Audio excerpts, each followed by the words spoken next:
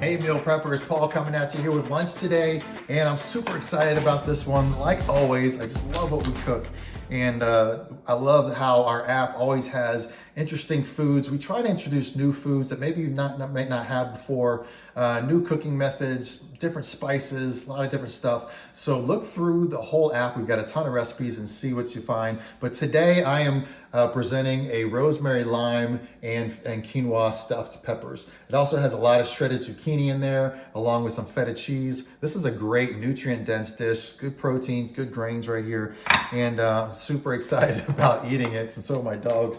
And guys, so explore the app. We've got tons of recipes on there. Our recipes now have the nutrition facts on there as well. And this is coming out in the app this week. Hope you love it. Let us know, and you have a great day. Thanks. Take care.